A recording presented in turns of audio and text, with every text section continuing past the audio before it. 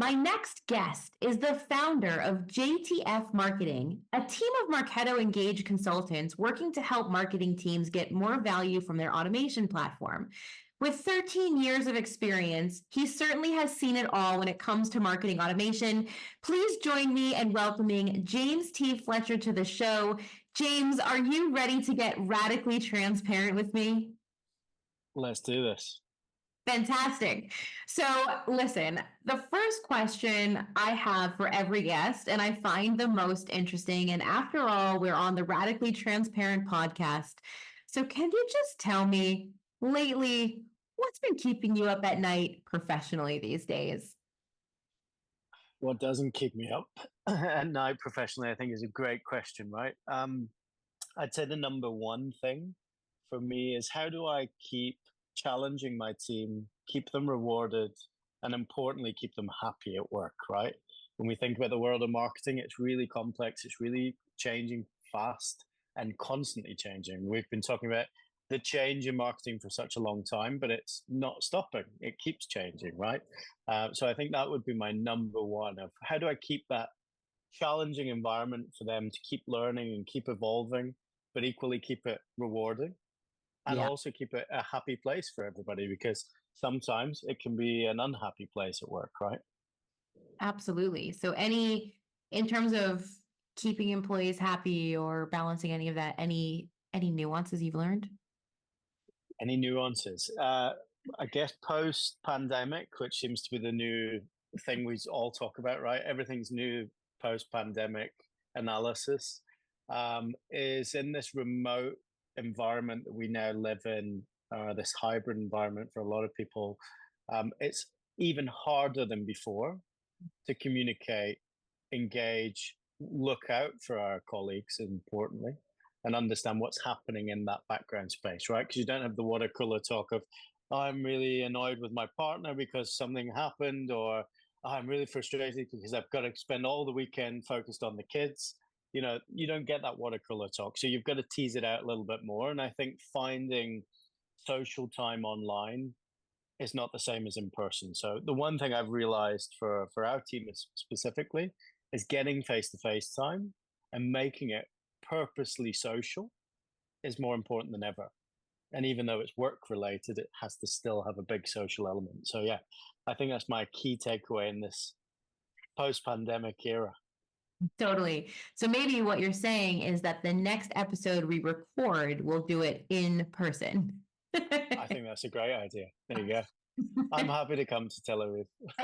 We love it. So listen, what I thought was interesting regarding what you shared, right? And what's keeping you up at night professionally. You said something around making sure, right, that you're communicating more. It's not just the water talk, but communication. And the thing that lights up my brain when I hear about communication as a marketer, right, it kind of goes into the mysterious world of intent data. And why do I say that, right? It's because as marketers, we're always looking for ways to build meaningful connections with the people we want to do business with, potential customers, our community. And one of the ways that we know works is using intent data. However, intent data is complicated. It's not always so black and white. How do you interpret it? What patterns do you find?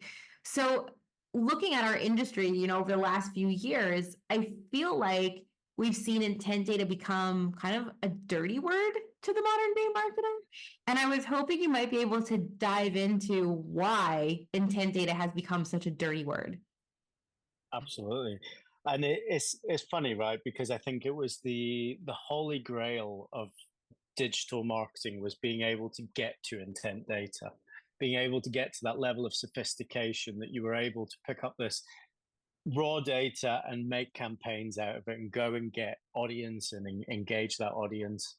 And I think what we found is a lot of people who rush to get there in terms of build the sophistication of the marketing tech stack, for example, get all the data points, then went, now what? What do we do with it? So it become a really expensive tool that no one really knew how to maximize. And I think what happened is this holy grail that we thought we were trying to get to, where you can use intent data to prioritize and identify your audience, actually became a really expensive way of spending your marketing budget. So you spend a lot of money on a lot of intent data that wasn't wholly accurate, nor did marketers have a full plan of how are we going to go and use it. So therefore, intent data got this dirty reputation, right? Of going, well, it's not really that great, or no, well, we've never been able to maximize it. But it comes back to everything in this space, especially when we start talking tech and data. How are you going to use it? What are you going to use it for? And I think that's one of the challenges of how do we clean the name of intent data, right? Is we've got to think about what are those use cases and realistically, how do we use it on a day-to-day basis? Totally. And that's exactly why you're on the show, because I want to pick your brain and understand exactly how we as marketers can do this. I can speak from where I sit, right? I know that I'm literally hoarding data and I feel horrible about it.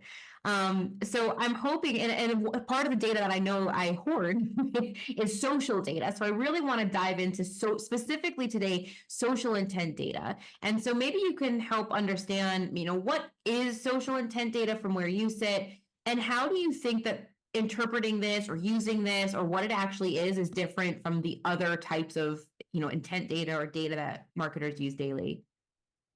Yeah, absolutely. So I think for me, the big difference is a lot of the social intent data is gathered through engagement with existing content, right? So when we talk about how do we go to market from a B2B marketing perspective, how do we engage our audience? How do we stay engaged across multiple channels? We're all talking this omni-channel buzzwords, right? And saying we're going to market, we're doing multi-channel campaigns or omni-channel or whatever words we're going to use to describe the multiple channels we're activating as part of a campaign message. One of the challenges there is when we look at broad intent data, is it's actually very much account based, right? So it's at that top level. We've got the whatever the company is, manufacturing company is interested in the topic of product or service that you sell, off you go. That's vague. Whereas actually, when we look at social data, we get lots more signals than we've ever had before because we get sentiment. We've also got whether it's the first engagement or one of multiple, and I think trying to then understand better what that person is engaging with can really help us hone in on what can we actually go and sell this person. Because let's be realistic, everything we're doing is to try and sell someone something or get them in a funnel of some description to try and sell them something. So when we put it in that context, when you've got the depths of social intent data that you can get through tools like Oktopost, actually being able to pull that back into automation, sort it out, and actually use it is the number one value driver, right? And I think it's the real difference between getting a bunch of data with a bunch of company names that says these people are interested in marketing automation, for example. Then you've got to figure out, but what in marketing automation is a big old deep topic, right? Versus this person is actively engaging with content organically or shared through advocacy boards, through our employee network. And how do we draw all that intelligence back into a central place to make sense of it and then prioritize and drive better quality leads through the funnel? It's definitely one of the big challenges. And I think the value of that is actually it's always relative to what you're producing, right? So when you're using social data from your channels, you can do quite a lot with that because you know the kinds of content that you're putting out there or testing or playing with in order to better evaluate what works and what doesn't. Totally, totally. So do you have any, I know you've seen all things marketing automation. Can you maybe share some real world examples, love a good anecdote, love a good story on how in the real world marketers can be using the social intent data, or maybe one you've seen of one of your customers do something that was pretty interesting? Yeah, for sure.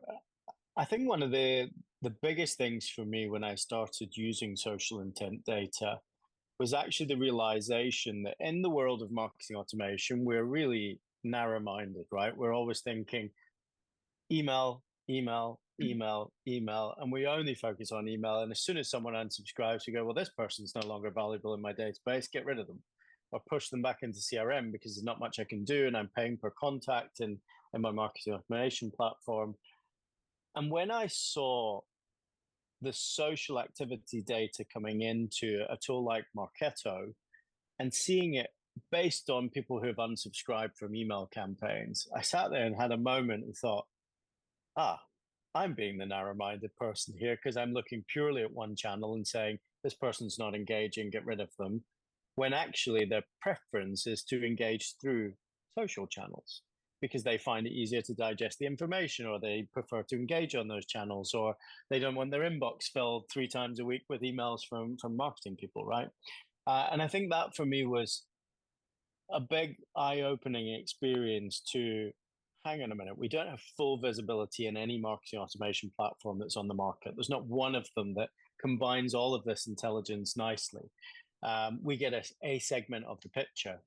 So what we started to do with one of our clients was dig into that data and understand, okay, when we look at actively engaging and actively participating in our marketing funnel, we can't be just looking at form fills and webinar attendance and downloads. It's got to be a bit broader. So what we were able to identify is actually some prospects who were already engaging with content, reading a lot of articles, a lot of social posts that were posted, build those into proposition scores. So say this person's engaging, let's call it CRM integration for argument's sake, and they're engaging with content on that level. We're building up a social engagement score based on that engagement for that topic. We can now start an outreach campaign that's going to be much more effective because we know what they've been engaging with. So when you start to group that information and digest it back into the sales team, you can actually be really efficient in outreach as well, because it's no longer, okay, this person's clicked on an email campaign, therefore sales, you've got to go and follow up. It's actually, this person's still engaging on other channels as well.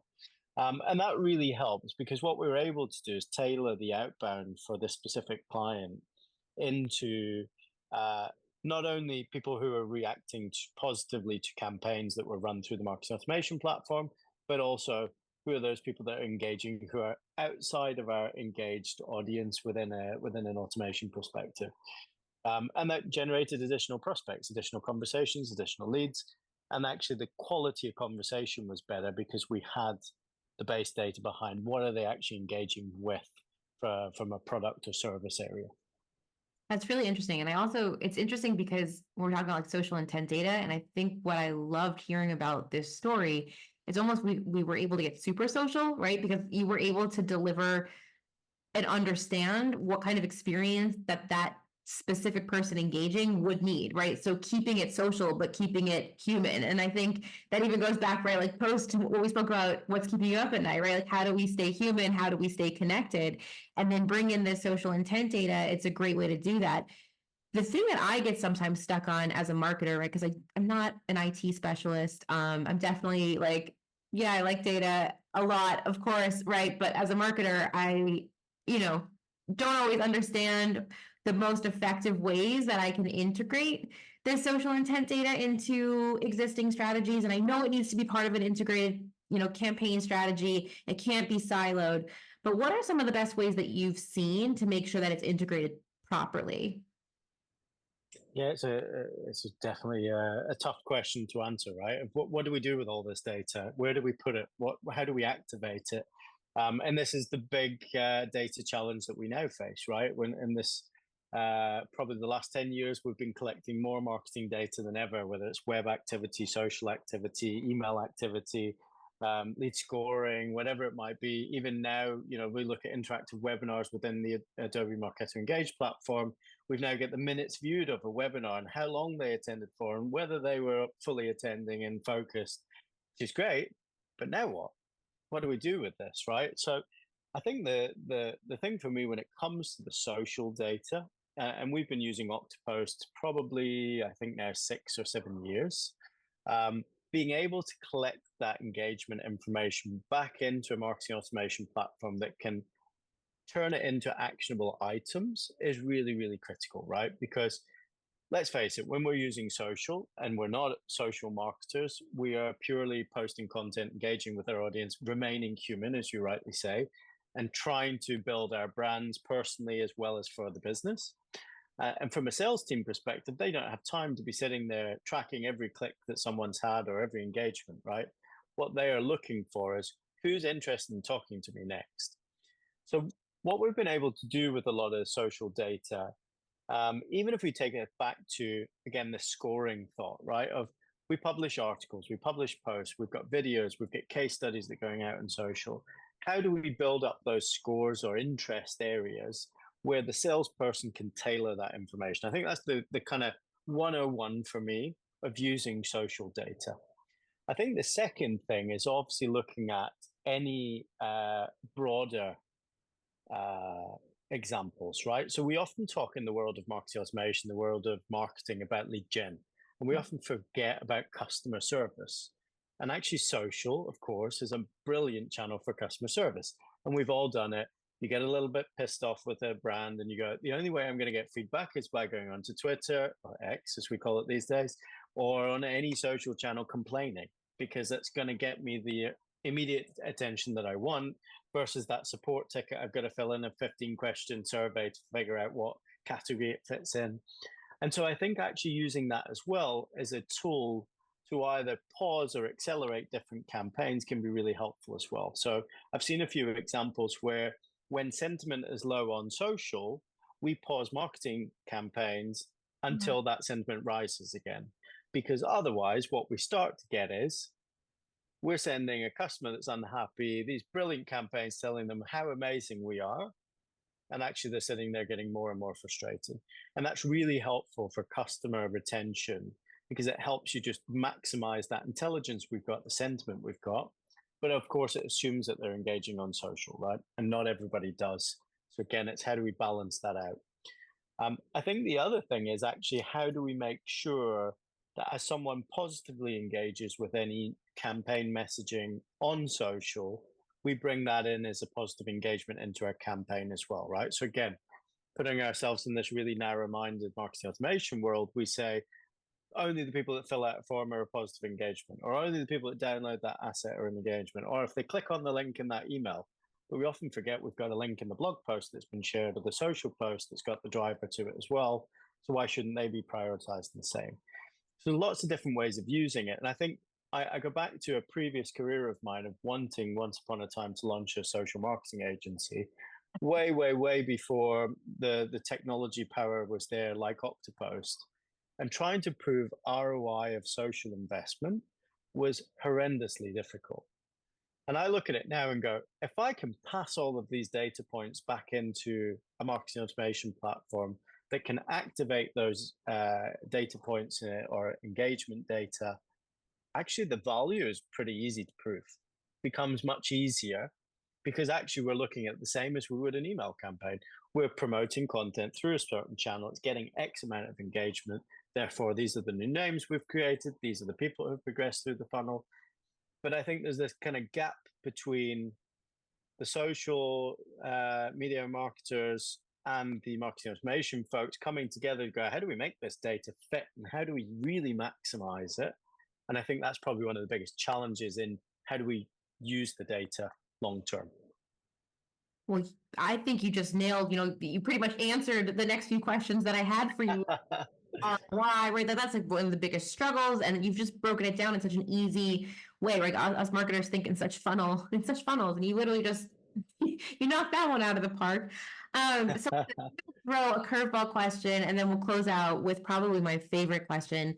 But looking at the industry, so you mentioned, back in the day, you were thinking, way before when social first started, just to start your first, social media, maybe marketing agency. What do you think is the next? I know like you have like AI. What do you think is like the next big thing to happen to marketers? It's a great question, right? And I think we're all obsessed with AI, which, and in the wrong ways. We're worried about how it's going to take our jobs. We're worried about how it's going to take over the tasks that we don't actually enjoy doing. So actually, when we put it in the context of the future for me for AI is really positive. It's going to take away a lot of the heavy lifting, a lot of the analysis that takes time. And there will always be people who love crunching numbers, right? And I'm one of them. I love looking at data. I like analyzing it. I like looking for the patterns. But we're going to see a little bit of that go away. And we're also going to see some optimization, right? And I'm really excited by the power of artificial intelligence or even machine learning, which has been around much longer, of course, and understanding what works and what doesn't. How do we become more efficient as marketers? And I think that's the bit we've got to be excited about in this next chapter of where does technology take us? All of that AI infused technology that's going to come through, I think, is going to be important. But I think the big difference that we're about to, or we're already in, actually, if I'm honest, is we're in a world where no longer does marketing just get thrown an extra 100,000 a year just to go and spend on a campaign because it sounds like a great idea. We're actually in the depths of revenue marketing. We have to prove our value consistently, and I think for me that's one of the biggest challenges I see across a lot of the customers that we work with is that shift is still really slow to happen, right? There's still a lot of organizations struggling with how do I turn away from my vanity metrics of social and email and whatever into what was the impact I'm having? How do I prove that impact? Some of the surveys that kick around, the Gartner surveys, the Salesforce surveys, whatever, you're still up there in the kind of 40 to 60% of marketers saying, I still can't really put my finger on the value I'm driving. And so I think we're in the age of marketing where we've got so much data, so many tools, that the question now from the business is, okay, show me the output. And if you can't show me the output, then we're going to keep cutting away at marketing until you don't have the tech, you don't have the people, you don't have the skills. And I think that's the challenge we're in. And I think it's the one we should be more worried about than AI, because AI is going to help us do that. And that's why there's so many pieces of technologies appearing that will support marketers proving the results of marketing campaigns. Well, James, thank you for giving me one more thing to keep me up at night. I agree with you there. So now now I'm getting a little nervous, but no, I think you're spot on, and I think that it's good to have a pulse on that. And at the end of the day, right, I think it doesn't matter how much technology you have if you don't have the basic traditional marketing know-how, right? And you need to be able to approve those outcomes. So I'm standing with you, but I'm going to be up at night because now you have me thinking. The last question for you. What is one thing that you can tell us about yourself that we actually can't learn about you from your LinkedIn profile, from Googling you or asking ChatGPT?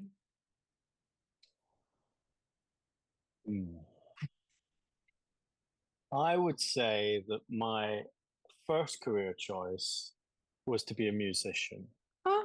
And I don't think you would find that anywhere online. What instruments do you play? It would be voice. Wow. So maybe. So that you wouldn't find that anywhere, I don't think. Amazing, amazing. Well, if you're still singing and have any concerts, or if somebody would like to speak marketing automation and would like to connect, where is the best place that somebody could connect with you and learn more? So feel free to connect with me on LinkedIn. Otherwise, they can come and chat to us at jtfmarketing.co. And we're happy to have a conversation about sales intent, social intent, marketing automation. How do we make this technology work, and how do we not stay up all night worrying about return on investment, right? It's now Jen's new challenge. You nailed it. All right, James, thank you so much for joining me, for getting radically transparent, and I look forward to hosting you again soon. Thank you for having me.